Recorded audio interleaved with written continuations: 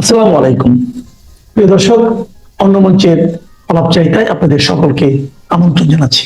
যুদ্ধ আমি চাই না, কিন্তু যদি চাপিয়ে দেওয়া হয় তবে মনে রাখবেন, যুদ্ধ আমাদের কাছে মঞ্জুর, কিন্তু অপমান বা গোলামি নয়। ইরান আমেরিকার চোখের দিকে চোখ রেখে ঠিক এই কথাটাই বলে দিল। আর ঠিক সেই সময়েই আমাদের নিজেদের উঠোনে মানে মুম্বাইয়ের গভীর সমুদ্রে ইন্ডিয়ান কোস্টগার্ড আটক করলো 3টি বিশাল জাহাজ। ইসরায়েল বলছে এগুলো ইরানের গোপন তেলের জাহাজ। ভারত বলছে এটা নিছক স্মাগলিং। আসল সত্যটা কি?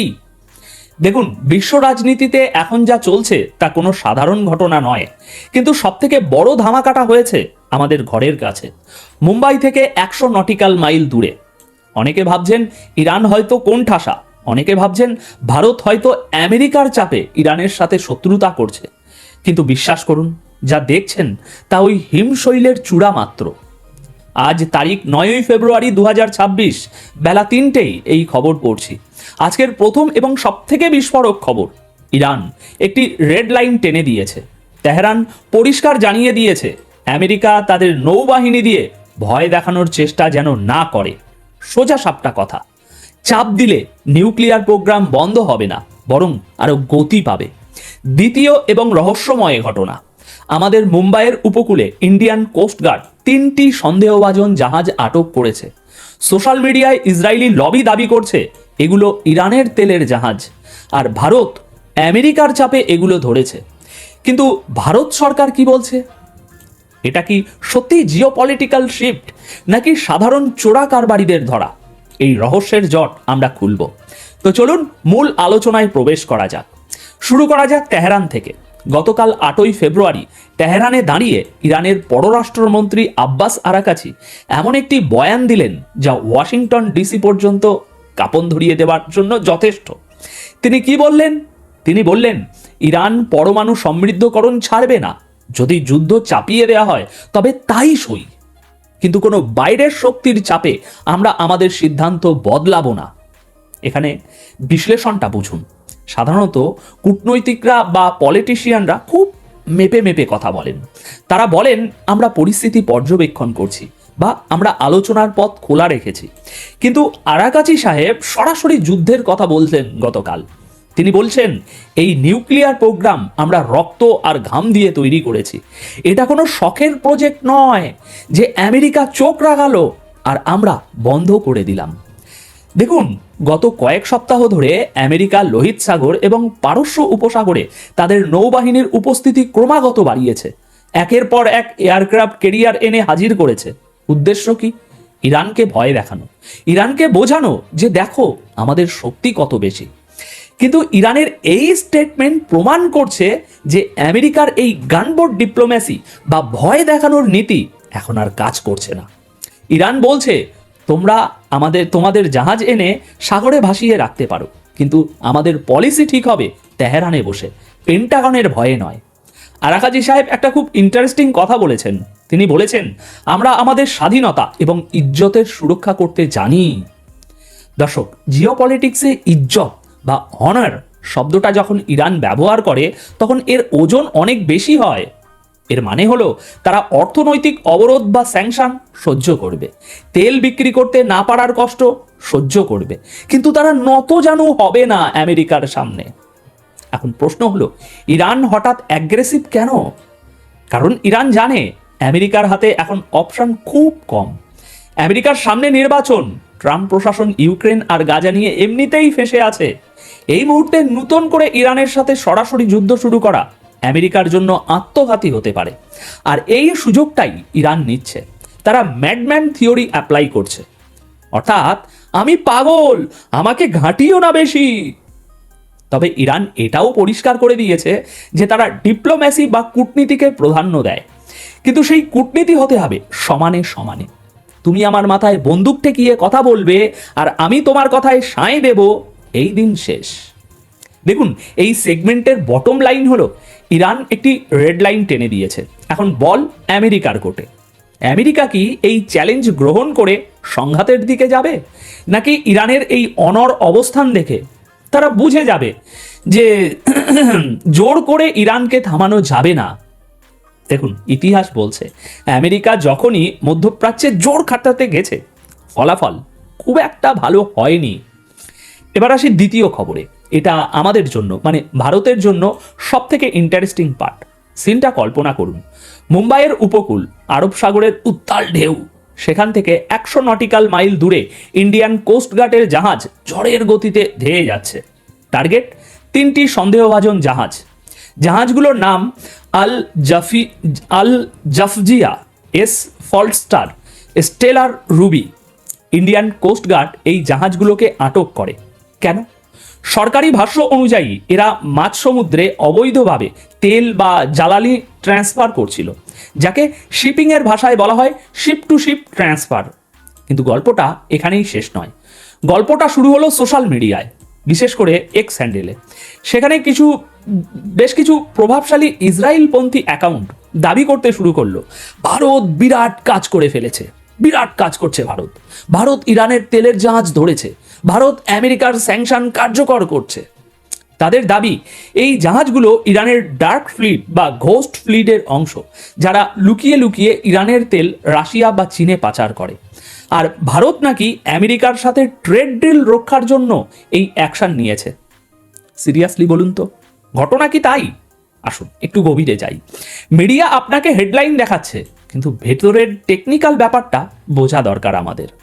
প্রথমত, ইন্ডিয়ান কোস্টগার্ড বা ভারত সরকার এখনো পর্যন্ত একবারও অফিসিয়ালি বলেনি যে এই জাহাজগুলো ইরানের বা এই তেল ইরানের। ভারত পরিষ্কার বলছে এটা একটা ইন্টারন্যাশনাল স্মাগলিং র্যাকেট। এরা ট্যাক্স ফাঁকি দেওয়ার জন্য এবং কাস্টম ডিউটি এড়ানোর জন্য মাঝ সমুদ্রে তেল বদল করছিল। দ্বিতীয়ত, সমুদ্রের মাঝখানে এই ধরনের তেল বদল বা ট্রান্সশিপমেন্ট অত্যন্ত বিপজ্জনক। এতে সমুদ্র দূষণ হতে পারে, আর এর মাধ্যমে সন্ত্রাসের অর্থায়নও হতে পারে।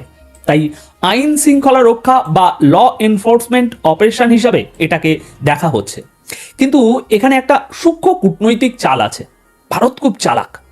আমরা জানি আমেরিকা এবং পশ্চিমা বিশ্ব ভারতের উপর এখন প্রতিনিয়ত প্রচণ্ড চাপ দিচ্ছে রাশিয়া এবং ইরানের সাথে সম্পর্ক কমানোর জন্য। এখন ভারত যদি এই জাহাজগুলোকে স্মাগলিংয়ের দায়ে আটক করে, তাহলে ভারতের দুই কুলি কিন্তু রক্ষা পায়। কিন্তু সেটা কিভাবে ভাই? এক, আমেরিকাকে ভারত দেখাতে পারবে, দেখো আমরা সমুদ্রের নিয়ম মানছি, অবৈধ জাহাজ ধরছি, আমরা তোমাদের কথা শুনছি। দুই, অন্যদিকে ইরান বা রাশিয়াকে ভারত বলতে পারবে, না ভাই, আমরা তোমাদের বিরুদ্ধে কোনো পলিটিক্যাল অ্যাকশন নেইনি, ওটা তো সাধারণ চোর ডাকাত ধরার অপারেশন ছিল, তোমাদের তেলের উপর আমরা নিষেধাজ্ঞা দেইনি। এটাকেই বলে ব্যালেন্সিং অ্যাক্ট। তবে সোশ্যাল মিডিয়ায় যে হাইপ তোলা হচ্ছে যে ভারত ইরানের তেল আটকে দিয়েছে, এটা একটু বাড়াবাড়ি মনে হচ্ছে। কারণ ভারত নিজেই ইরানের চাবাহার পোর্টে $1 বিলিয়ন ইনভেস্টমেন্ট করে বসে আছে। এই তো কিছুদিন আগেই জাতিসংঘে ইরানকে নিয়ে ভোটাভুটি হয়েছিল। আমাদের চ্যানেলের ভিডিও আপনারা দেখেছেন, জাতিসংঘে ভোটাভুটি হয়েছিল। সেখানে ভারত আমেরিকা ও ইসরায়েলের বিরুদ্ধে গিয়ে ইরানের পক্ষে ভোট দিয়েছিল, নিউট্রালও ছিল না, ইরানের পক্ষে ভোট দিয়েছিল। তাহলে ভারত কেন গায়ে পড়ে এখন হঠাৎ ইরানের সাথে সম্পর্ক খারাপ করতে যাবে? বরং হতে পারে এই জাহাজগুলো আসলেই কোনো প্রাইভেট মাফিয়া বা সিন্ডিকেটের, যারা যুদ্ধ বিধ্বস্ত এলাকা, যেমন ধরুন ইরাক, সিরিয়া, এই সমস্ত দেশ, সেখান থেকে সস্তায় তেল কিনে আন্তর্জাতিক বাজারে বেচতে চেয়েছিল। ভারত সরকার এখানে কেবল নিজের জলসীমার বা এক্সক্লুসিভ ইকোনমিক জোনের আইন প্রয়োগ করেছে। তাই যারা উত্তেজনায় লাফাচ্ছেন যে ভারত ইরানের বিরুদ্ধে যুদ্ধ ঘোষণা করেছে, তারা একটু থামুন। কারণ রাজনীতিতে যা দেখা যায় তা সবসময় সত্য হয় না। জাহাজ কার, তেল কার, আর গন্তব্য কোথায়, এই 3টি প্রশ্নের উত্তর না পাওয়া পর্যন্ত কোনো কনক্লুশনে আসা যাবে না এই কেসে। এবার আসি তৃতীয় খবরে। 3 দিন আগে আমেরিকা এবং ইরানের প্রতিনিধিদের মধ্যে একটি গুরুত্বপূর্ণ আলোচনা শেষ হয়েছে। আর এই আলোচনার পর ইরানের প্রেসিডেন্ট মাসুদ পেজিশিয়ান আজ একটি অত্যন্ত তাৎপর্যপূর্ণ মন্তব্য করেছেন। তিনি বলেছেন এটা একটা স্টেপ ফরওয়ার্ড বা এগিয়ে যাওয়া পদক্ষেপ, কিন্তু সাথে সাথেই তিনি একটি শর্ত জুড়ে দিয়েছেন। তিনি বলেছেন আলোচনা ভালো, কিন্তু মনে রাখবেন ইরান ইজ্জতের বদলা ইজ্জত দিয়ে দেয়। আমরা সম্মানের সাথে কথা বলবো, কিন্তু চাপের মুখে নতি স্বীকার করব না। দর্শক বন্ধুরা, এখানে প্যাটার্নটা লক্ষ্য করুন। একদিকে ইরানের ফরেন মিনিস্টার বলছেন যুদ্ধ মঞ্জুর, অন্যদিকে ইরানের প্রেসিডেন্ট বলছেন আলোচনা এগোচ্ছে। এটা কি কনফিউশন? একদম না। এটা হলো সেই ক্লাসিক গুড কপ ব্যাড কপ স্ট্র্যাটেজি, যা আমি বারবার আপনাদেরকে বলি। ইরান আমেরিকাকে দুটো বার্তাই একসাথে দিচ্ছে। এক, সামরিক বাহিনী এবং রেভলিউশনারি গার্ডদের মাধ্যমে বলছে আমরা মারামারি করতে প্রস্তুত আছি, এটা আমেরিকাকে ভয় দেখানোর জন্য।